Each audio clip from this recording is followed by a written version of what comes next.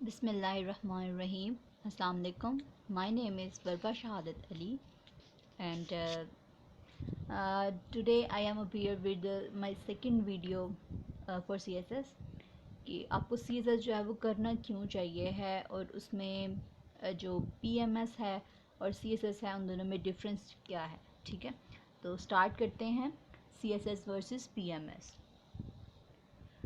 CSS versus PMS, CSS में और PMS में क्या डिफरेंस होता है। ठीक है, मोस्टली कैंडिडेट्स जो ऐसे होते हैं जो कि इस बात से कंफ्यूज होते हैं कि उनको CSS ऑप्ट करना चाहिए या PMS ऑप्ट करना चाहिए। ठीक है, तो इस तरह से जो मोस्टली कैंडिडेट है वो कंफ्यूज क्यों होते हैं। ठीक है, most candidates get confuse that whether they should choose an option of CSS और PMS। The main difference between CSS and PMS must be clear। ठीक है, before the discussion of optioning CSS and PMS both look like same। ठीक है, दोनों जो subjects हैं दोनों same हैं, दोनों में नंबर भी सेम है। मीन्स के टोटल नंबर जो है वो 1200 जो है वो इसका है CSS का, और 1200 जो है वही PMS का है। ठीक है, मीन्स के 1200। तो देखते हैं कि किस तरह से और सेम है और उनमें क्या डिफरेंसेस हैं। ठीक है, जो उसके बाद but there is a clear main difference between CSS and PMS। PMS is a competition on the national level while PMS is provincial level. ठीक है, ये बात जो है, एक तो डिफरेंस ये हो गया कि जो CSS होगा वो आपका नेशनल लेवल पे होगा और जो PMS होगा वो कहाँ पे होगा, वो आपका प्रोविंशियल लेवल पे होगा। ठीक है, मीन्स के सिंध में एक दफ़ा होता है और पंजाब में साल में 2 दफ़ा भी होता है। तो इस तरह से जो है वो ये इसके मेन डिफरेंसेस हैं। उसके बाद देखते हैं कि PMS is conducted by provincial government. ठीक है, वही बात जो मतलब CSS होगा वो मेन गवर्नमेंट। ठीक है, सारी गवर्नमेंट जो है वो नेशनल लेवल पे है, तो वो गवर्नमेंट जो है वो कंडक्ट करवाएगी सब प्रोविंसेस की भी, और मतलब इक्वली कंडक्ट करवाया जाएगा। और जो प्रोविंस होगा, सिर्फ जो प्रोविंस की बेस पे है PMS, वो सिर्फ प्रोविंस ही कंडक्ट करवाएगा। फॉर एग्जांपल अगर वो सिंध का है तो SPS गिना जाएगा। ठीक है, उसको SPS कहेंगे, मींस के वो SMS कहेंगे। ठीक है, तो इस तरह से उसको हम क्या कहेंगे कि वो सिंध की गवर्नमेंट कंडक्ट करवाएगी। उसके बाद देखते हैं PMS को और CSS को अलग अलग देखते हैं कि जो PMS है और जो CSS है उन दोनों में डिफरेंस क्या है।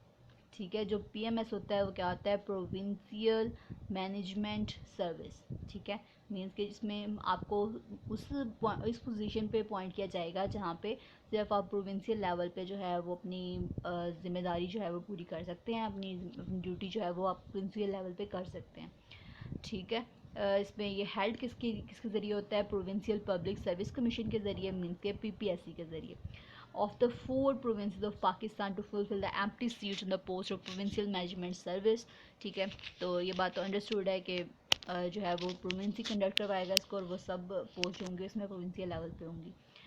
ठीक है, उसके बाद जो इसमें KPSC के बारे में भी बयान किया गया है, और बताया गया है कि वो जो है PMS इसमें 2019 में अनाउंस हुआ। फिर उसके बाद after lapse of 2 years examination was again announced. फिर उसके बाद वो दोबारा अनाउंस हुआ 2010 में।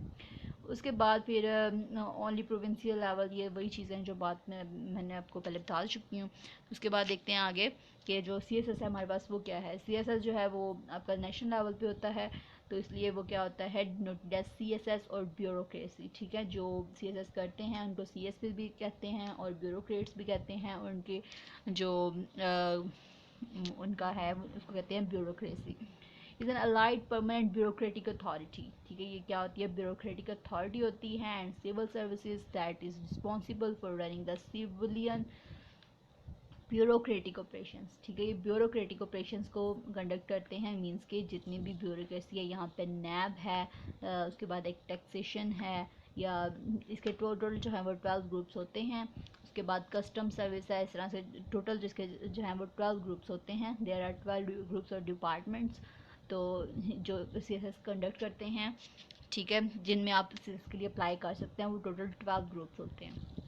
उसके बाद देखते हैं बोथ आर, उसके बाद हम दोनों के बारे में बात करेंगे। तो देखते हैं कि both these examination are equally good. ठीक है, दोनों जो है एग्ज़ाम्स वो दोनों इक्वल हैं, और कोई भी मतलब किसी का भी लेवल जो है वो कम नहीं है। ठीक है, कि कोई भी सुपीरियर नहीं है, कोई भी इन्फीरियर नहीं है इसमें। CSS is held every year regularly but PMS is held after arbitrary levels। ठीक है, जो मैं बात आपको पहले बताई कि CSS जो है वो साल में एक दफ़ा होता है और PMS जो है वो 2 दफ़ा भी होता है।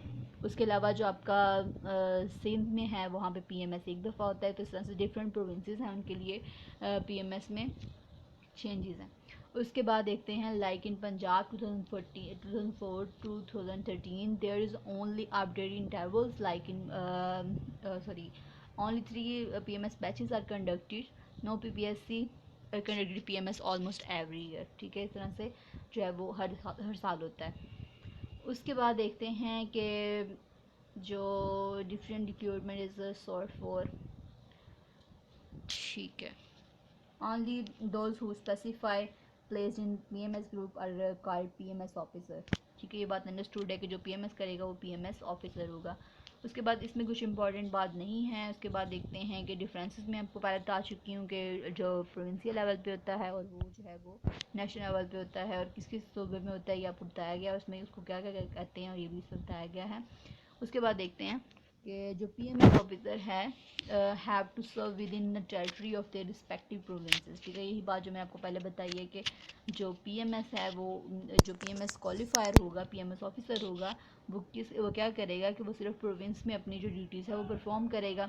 Unlike those inducted through CSS have to serve a mandatory period of at least 5 year out of their provinces.